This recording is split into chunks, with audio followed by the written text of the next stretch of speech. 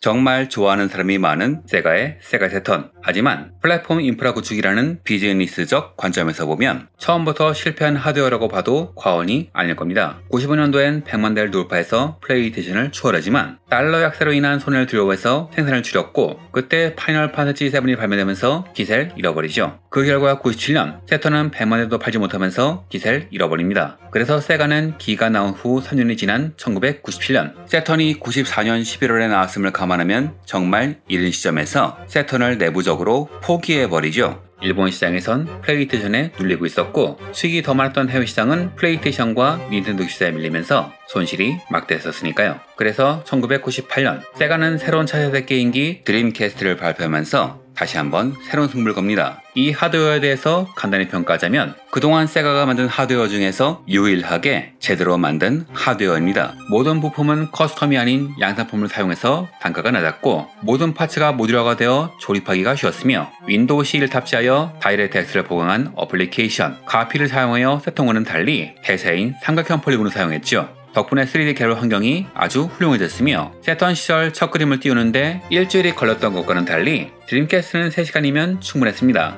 VGA 영상 출력은 2년 뒤에 나올 플레이스테이션 2보다 훌륭해서 요즘 봐도 정말 깔끔한 화면을 보여주죠. 지금 돌아보면 컨트롤러 트리거의 내구성은 결함 수준이었지만 전반적으로 완성도가 높은 하드웨어였습니다. 그런데 이 완성도 높은 하드웨어는 보란듯이 실패하고 세가는 결국 2001년 하드웨어 플랫폼 시장에서 완전히 물러나게 되죠. 왜 드림캐스트는 실패했을까요? 결론을 내자면 시대를 잘못 읽었습니다. 여러 가지로 말이죠.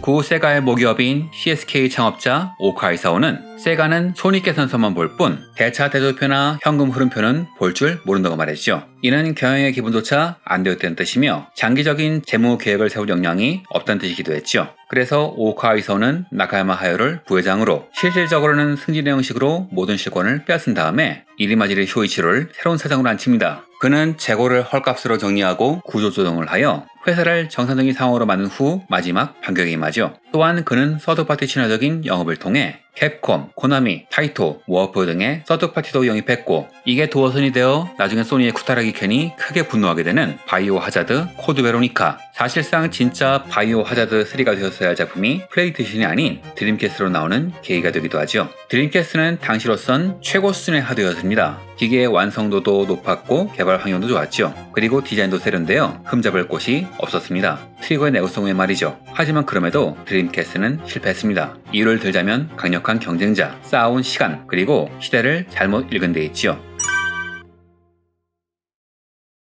왜 세가의 드림캐스트는 실패했을까요? 이유는 여러 가지입니다. 첫 번째는 경쟁자. 처음 드림캐스트가 발표되자 사람들은 드림캐스트가 소니에게 재앙이라고 말했습니다. 소니의 차세대기는 아직 준비되지도 않았고, 실제로 플레이스테이션 2 발매 이후 한동안 제대로 된 소프트가 없었을 정도로 소프트웨어의 준비는 더욱 안 돼 있었죠. 그래서 소니는 약 2년간 구연기로 싸워했습니다. 하지만 소니에겐 주특기가 있었죠. 드림캐스트 발표에 맞춰 소니는 파이널 판타지 8의 발매를 발표합니다. 세가에 쏠린 이목을 분산시키기 위해서였죠. 물론 세가는 훌륭한 게임 개발 역량이 있었지만 이때는 소니도 진영을 갖춰 여러 개발사가 다양한 형태의 게임을 내고 있었고, 서드파티의 참여도 활발했던 시기입니다. 1998년 일본의 플레이스테이션 발매 타이틀 수는 역대 3위인 600개에 가까웠죠. 그렇다면 드림캐스트는 압도적인 3D로 흐름을 돌려야 할 텐데, 공교롭게도 1998년 세기말 플레이스테이션으로 메탈 기어 솔리드가 발매됩니다. 드림캐스트에 비하면 조잡한 폴리곤이었지만 이 게임은 이를 훌륭한 연출과 게임성이라는 두 마리 토끼를 모두 잡아 해결했죠.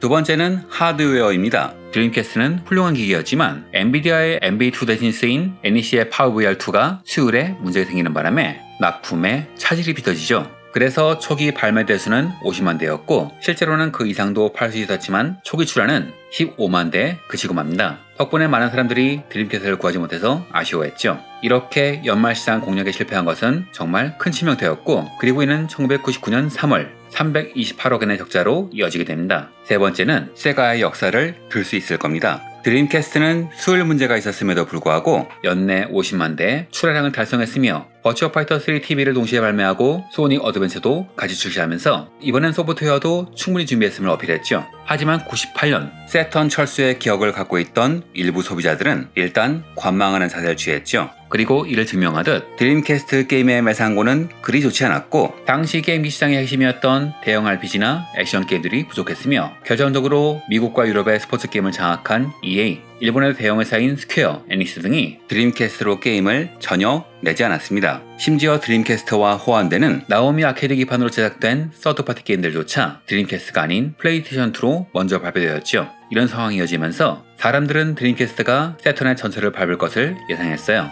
네 번째, 인력관리죠. 세가는 1998년 적자 전환에 따른 경영체제 개편을 하면서 다수의 세턴 관련 개발 인력을 정리하죠. 이때 세턴 출시를 위해서 아케이드 개발 부서에서 옮겨온 베테랑 직원들도 정리되는데 결과적으로 이들이 독립하거나 이직하면서 세가의 가장 훌륭했던 자원인 소프트웨어 개발 인재가 하나 둘씩 떨어져 나갑니다. 다섯째, 마케팅. 드림캐스트가 발매되자 소니는 집요한 마케팅으로 공략합니다. 파이널 판타지 8의 발표로 흐름을 끊는 것은 물론이며 컨셉만 겨우 잡힌 플레이스테이션2를 사실상 블러핑에 가까운 방법으로 공표하여 사람들의 주목을 모는 한편 드림캐스트의 폴리곤은 300만 개인 반면 플레이스테이션2는 8천만 개라는 식으로 정보 격차를 활용한 마케팅을 했죠. 실제로는 텍스처 매핑을 하면 300만과 600만으로 차이가 줄어들고 드림캐스트의 매핑 기능이 좋고 VGA 출력 기능이 있어 그래픽적으로는 오히려 우위했음에도 당시엔 SNS가 없어 이런 보도자료 마케팅이 절대적이라 당시에는 실시간으로 검증조차 받지 못했습니다. 게다가 세가는 반박을 하기는커녕 이런 마케팅에 제대로 넘어가는 바람에 소니의 추격을 막기 위해서 기기의 가격을 19,800엔으로 인하하고 말죠. 이는 두 가지 문제를 낳습니다. 하나는 초기에 산 사람들이 배신당했다고 생각하게 만든 것, 또 하나는 세가 세턴의 악몽을 또다시 떠오르게 한 것, 마지막으로 결정적인 이유는 역시 인프라였습니다. 드림캐스트의 설계의 핵심은 세 가지로 구분할 수 있습니다. 첫째, 개발 환경의 최적화. 둘째, 게임에 집중한 염가의 하드웨어. 셋째, 혁신적인 기능. 이 중 첫 번째와 두 번째는 나름 성공했는데 문제는 두 번째의 방향성이었습니다. 세가는 세턴의 실패 요인 중 하나를 플레이스테이션과는 달리 비디오 CD, 무비 CD 등에 분산시켰기 때문이라고 보고 드림캐스트는 단가를 낮추기 위해서 게임 기능에만 집중했죠. 하지만 공교롭게도 당시는 멀티미디어 산업의 발달 그리고 미디어 포맷의 보급으로 인해 다양한 콘텐츠를 즐기는 흐름이 생긴 겁니다. 그래서 소니의 플레이스테이션 1이 CD 재생 기능이라는 CD 포맷 보급의 기본 환경만 넣어준 반면 플레이스테이션 2는 소니가 미는 차세대 미디어인 DVD를 보급하기 위해서 DVD 재생 기능을 넣어주죠. 아무래도 게임 유저보다는 영화 유저가 더 많은 법. 소니는 플레이스테이션 2 초창기에 가장 많이 팔린 소프트웨어는 게임이 아니라 매트릭스 DVD였다고 말합니다. 출시 직후 초도 100만 장을 기록했으며 한국에서도 17만 장이 팔릴 정도로 크게 히트했죠. 즉 세가는 멀티미디어가 익숙하지 않은 시절엔 세턴을 멀티미디어 기기로 기획하면서 단가를 올렸다가 정작 멀티미디어가 확산된 다음에는 드림캐스트를 게임 전용 기기로만 만든 것이죠. 이런 흐름을 잇는 문제, 인프라 구축 문제는 인터넷에서 더 커졌습니다. 오오카와 이사오 대표이사는 앞으로 네트워크가 게임의 중심이 될 것이라고 읽고 직접 사제까지 출연해가면서 드림캐스트의 56K 모뎀 네트워크 기능을 탑재했습니다. 게임 내 채팅, 랭킹 시스템, 간단한 다운로드 등이 가능했으며 이는 우리가 즐기는 온라인 게임의 기본이기도 했죠. 세가가 그린 인터넷 중심의 환경, 네트워크를 통해 멀티게임을 즐기고 게임을 다운로드받는 세상은 결과적으로는 옳았지만 문제는 두 가지였죠. 통신 기술이 빨리 발전하면서 이미 네트워크가 보급되는 바람에 드림캐스트의 모뎀은 구시대 기술이 되었다는 점, 그리고 정작 그들이 채용한 네트워크 중심의 게임 세상은 아직 미래의 이야기였다는 겁니다. 그래서 이후 세가는 이 문제를 해결하기 위해서 온갖 수단을 동원합니다. 뒤늦게 랜 어댑터를 출시하긴 했지만 가격이 무려 9,750엔이기도 했고 지원하는 게임이 없어 사실상 무용지물이 되어버렸죠. 결국 드림캐스트 최대 강점인 네트워크 기능은 부족한 인프라 덕분에 무용지물이 된 겁니다. 이를 해결하기 위해서는 결국 대대적인 투자가 필요했는데 문제는 소니와 치킨 레이스를 벌이는 바람에 세가의 영업이익은 계속 하락해서 재정적인 상황이 좋지 않았다는 거죠. 사용자는 크게 늘어나지 않은 상황에서 98년 시점에 433억엔의 적자가 발목을 잡았습니다. 이래서야 더 이상의 투자가 불가능하죠. 세가는 이 기능을 위해서 투자한 막대한 돈을 결국 회수하지 못했고 오히려 네트워크 기능은 단가를 올려 손해를 내는 말 그대로 애물단지가 되어버렸죠. 그리고 시간을 확보한 소니가 2000년 3월 플레이스테이션 2의 발매를 발표하면서 세가의 꿈은 끝나고 맙니다.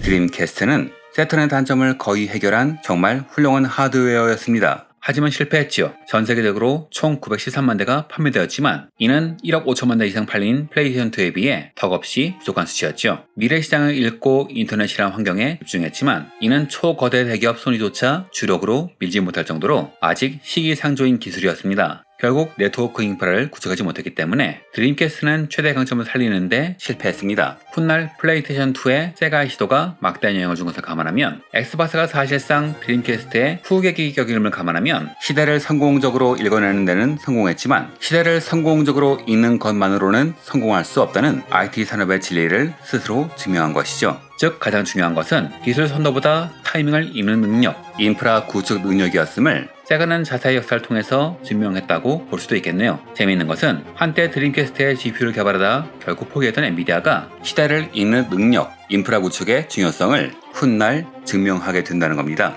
다음 영상도 기대해 주시길 바라며 이번 영상은 여기까지입니다.